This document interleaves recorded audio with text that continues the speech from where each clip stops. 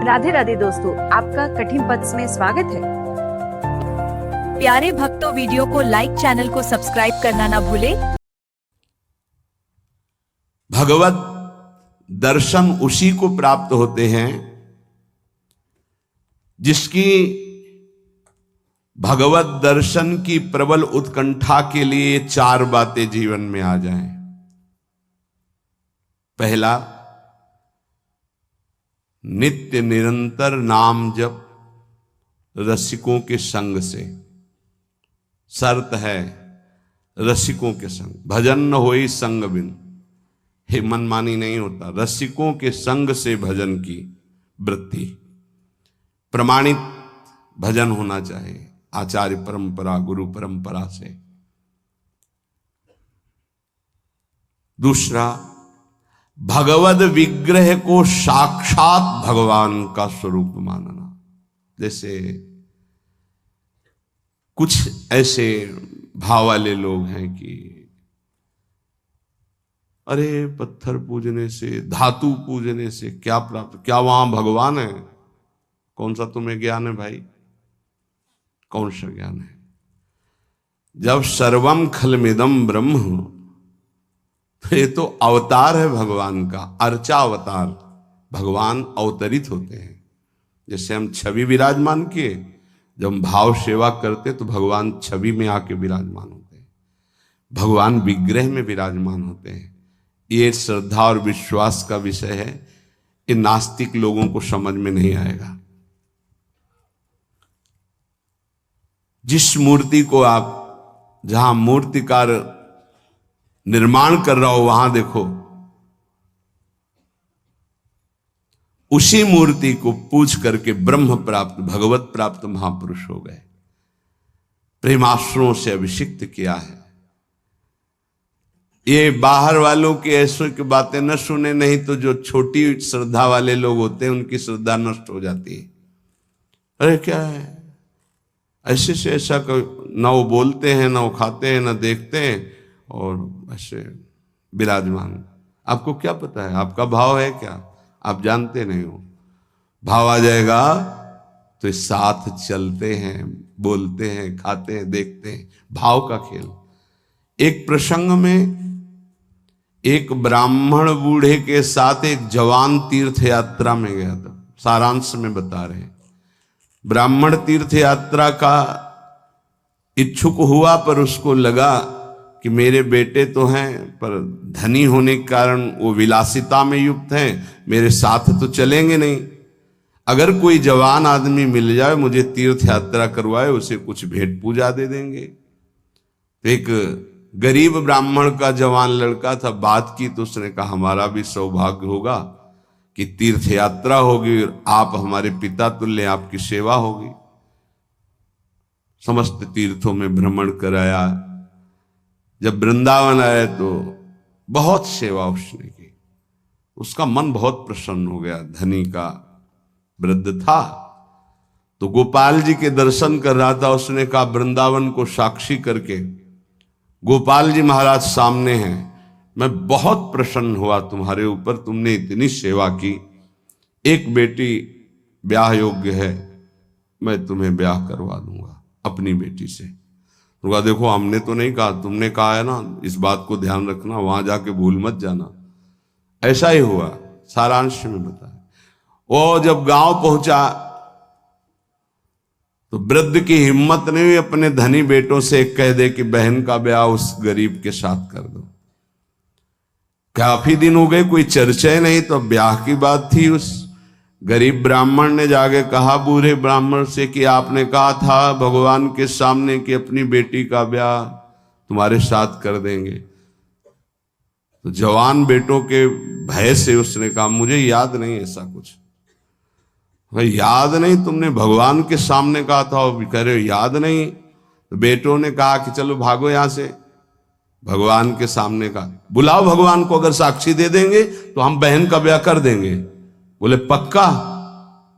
तो उनको पता था कि मूर्ति कोई बोलती थोड़ी, चलती थोड़ी। तो उनका हाँ पक्का। बोले पंचों के बीच में बोल दो, पहले गांव में पंचायत होती थी। पिंड छुटाने के लिए कि अतरे दिन ये परेशान करेगा, तो उन्होंने कहा पंचों के सामने यदि ठाकुर जी आके गवाही दे दे तो ब्याह करवा देंगे। ओ गरीब आदमी जो कुछ था बेचा, फिर वृंदावन आया। ठाकुर जी गोपाल जी से कहा कि महाराज आपके सामने हमारे ब्याह की बात कही थी इस वृद्ध ब्राह्मण ने, आपको गवाही देना पड़ेगा तब हमारा ब्याह होगा। हाँ, कौन सुने। समय हुआ, ठाकुर जी का शयन भोग लगा, पट बंद हो गए, वो बैठे ही रहे बाहर। वाह गोपाल जी महाराज, आप जब बोलोगे तभी हमारा ब्याह होगा और हम तभी यहां से जाएंगे जब आपको साक्षी दे। सब चले गए थे वो अकेले, उसको विश्वास था भगवान है। अंदर से आवाज आई, मूर्ति कहीं चलती है क्या कि चलकर साक्षी दे। बोले महाराज मूर्ति बोलती थोड़ी है, आपने बोला ना तो आओ निकल के बाहर। अब उनके लिए कोई पर्दा है क्या? ललित त्रिभंगी वैसे। बोले देखो यार, अब तुम्हारे प्रेम के कारण हम बाहर तो निकल आए, तुम उसको यहीं बुला दो, हम यहीं साक्षी। बोले महाराज वो नहीं आएगा, हमारा ब्याह रुक जाएगा, आपको चलना पड़ेगा। बोले चल तो देंगे, लेकिन देखो हम वृंदावन के ठाकुर हैं, हमको तो अच्छा अच्छा माखन मिश्री और सब। भगवान ने बहानेबाजी। बोले महाराज हमें पता था कि आप भोगराग के लिए कहोगे, तो हमारे पास जो संपत्ति थी बेच के आए, खूब खवाते पियाते चलेंगे महाराज। बोले चलो अच्छा। देखो दृढ़ विश्वास। बोले महाराज हम जानेंगे कैसे कि आप आ रहे हो? बोले मेरे नूपुरों की ध्वनि सुनाई देगी, और देखो लौट कर जहां देख लोगे उससे आगे फिर हम नहीं जाएंगे। ठीक है महाराज, जब भोग लगाने का समय आएगा तो हम बोल देंगे, तब तुम हमारा भोग लगाना, और जब हम चलेंगे तो लौट कर पीछे नहीं देखोगे। ठीक है महाराज। अपने प्रांत पहुंचे, उड़ीसा प्रांत। गांव जब नजदीक रह गया तो सोचा मुड़ के तो देखे, केवल पायले धुनी है, ठाकुर जी भी है। मुड़ के देखा तो श्याम घन साक्षात प्रभु। प्रभु ने कहा देखो तुमने वादा तोड़ दिया, अब हम यहां से नहीं जाएंगे। बोले महाराज अब तो कोई बात नहीं। गांव में दौड़ के गया, गोपाल जी आए, प्रभु आए साक्षी देने के लिए मेरे ब्याह के लिए। पूरा नगर दौड़ पड़ा, पंचायत के सब ने देखा प्रभु विराजमान। अब किसी की हिम्मत थोड़ी थी कि पूछ ले, जबरदस्ती उस बुड्ढे से कहा ब्याह करो, भगवान वृंदावन से साक्षी। आज भी साक्षी गोपाल के रूप में भगवान विराजमान। क्या हुआ? जिसे तुम मूर्ति समझते वो चल के उड़ीसा तक गए और गवाही दी। विट्ठल भगवान बातचीत करते थे तुकाराम जी से, नामदेव जी से, इन बड़े बड़े संतों से। हरिवंश महाप्रभु, सेवक जी महाराज, बनचंद महाप्रभु तक बातचीत करते थे राधा वल्लभ लाल जी। प्रगट में एक बार मोहन चंद जो महाराज महाप्रभु के सबसे छोटे लाडले पुत्र थे, महाप्रभु राधा वल्लभ जी की सेवा परिचर्या में थे, तो एक पात्र कटोरा था राधा वल्लभ जी की सेवा का, उसमें चरण छू गया श्री मोहन चंद जू का। महाप्रभु ने एक शपथ मारी, प्रभु के पात्रों को ऐसे। राधा वल्लभ जी के जब पत्रावली कर रहे थे तो कपोल में अंगुली बनी, तो उनका जय जय आप। तो बोले मोहन चंद के रूप में मैं ही तो अब खेल रहा हूं अपने पात्र, तुमने वहां मारा, मुझे देखो लगा। महाप्रभु ने कहा क्षमा कीजिए प्रभु, ऐसी तन्मयता मोहन चंद जू की आप में है, ये मुझे पता नहीं था। ऐसा महाप्रभु से बात, स्वामी जी से, बिहारी देव जी से बिहारी जो बात करते थे, आज भी महापुरुषों से प्रभु बात कर। ये केवल मूर्ति छवि का विषय नहीं होता। ये अज्ञानी जीव जो हैं ये केवल तर्क विवाद में फंसे रहते। श्रद्धा में तर्क विवाद नहीं होता। ये तर्क विवाद जहां होने लगे, ऐसी कोई वार्ता होने लगे, श्रद्धालु उपासक को बिल्कुल हट जाना चाहिए। भगवत दर्शन किसको प्राप्त होते हैं? पहला, जो रसिक महापुरुषों के गुरुदेव के अनुसार भजन करता, नाम जप, मंत्र जप। दूसरा, भगवद विग्रह को साक्षात प्रभु मान करके कहो सो कहां जहां प्रभु नाही। जब सर्वत्र प्रभु है तब तो हमने प्रभु का श्री विग्रह, अर्चा विग्रह, ये अर्चा अवतार है भगवान का, इनको विराजमान किया, साक्षात मेरे प्रभु हैं। ये बाहरी दर्शन है। तीसरा, प्रभु को अर्पित किए हुए प्रसाद के अलावा अरुचि होना। कुछ भी ऐसा जो हम प्रभु को अर्पित नहीं कर सकते वो हम नहीं पा सकते। प्रभु को अर्पित ना की हुई चाहे अमृत पड़ी हुई वस्तु हो, हमारी बिल्कुल श्रद्धा और रुचि नहीं। हमारे प्रियालाल ने नहीं पाया तो हम उसे चख नहीं सकते। ये भगवत प्राप्ति, भगवत दर्शन के लिए बहुत आवश्यक है। गुरु प्रदत्त भजन में आसक्ति, इष्ट के श्री विग्रह छवि में साक्षात भाव और इष्ट को अर्पित ना किए हुए वस्तु, वस्त्र, पदार्थ, भोगों में पूर्ण अरुचि।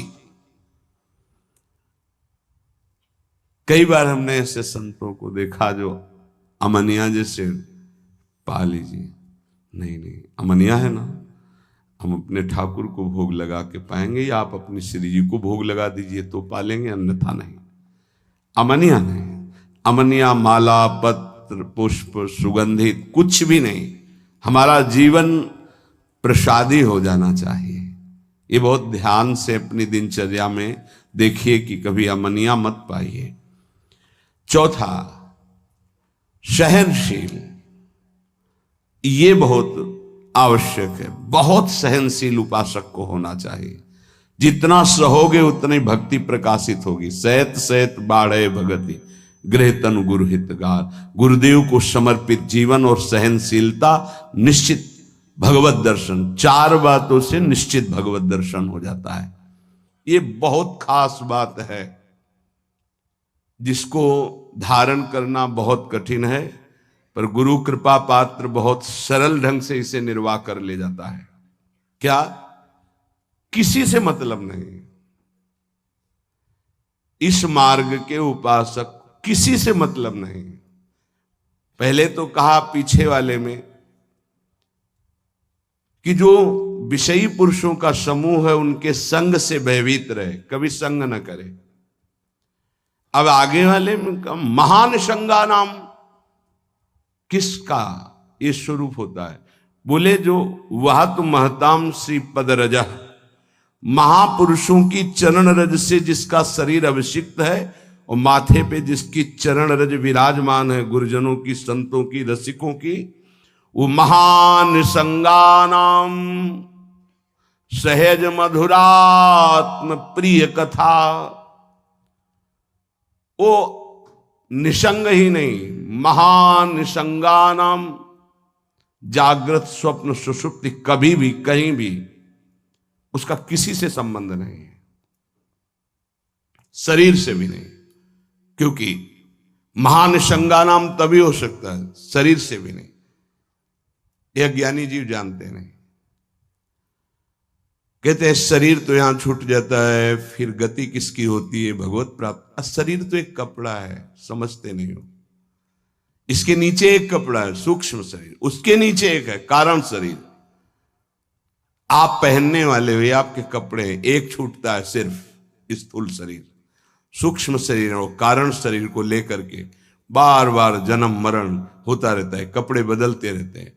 और जो जीवन मुक्त हो गया तो तीनों शरीरों का संबंध खत्म और दिव्य चिन्मय चिदानंदमय शरीर को, भावदेह को प्राप्त करके चिन्मय धाम में, चिन्मय लीला में, चिन्मय प्रिया प्रीतम के समीप हो जाता है। वो महान संगानाम, साधक का स्वभाव ऊपरी बड़ा ही रुक्ष होना चाहिए। साधक का रुक्ष, सबको ये लगना चाहिए कि बड़ा बेरुखा आदमी है ये, बच जाओगे। गोस्वामी जी ने भी लिखा है, गिरा अरथ जल बीच सम, कहियत भिन्न न भिन्न, बंदों सीता राम पद, जिन्हि परम प्रिय खिन्न, खिन्न मानसा। किसी से कोई संबंध नहीं। कोई बात करे तो उदासीन होकर बात करे, उसको रस ना मिल पावे, उसको प्रियता समझ में ना पावे। साधक की बात कह रहा हूं, आगे चल के तो सब जीवन सुख प्रीति रीति निभात आपनी, वो स्थिति आ जाती है। पर साधक को चाहिए वो अपना बाहरी स्वभाव उदासीन रखे, खिन्न रखे। ये हर समय भौं चढ़ा के बात करते हैं, इनका तो कोई प्रेमवादी से लगना चाहिए।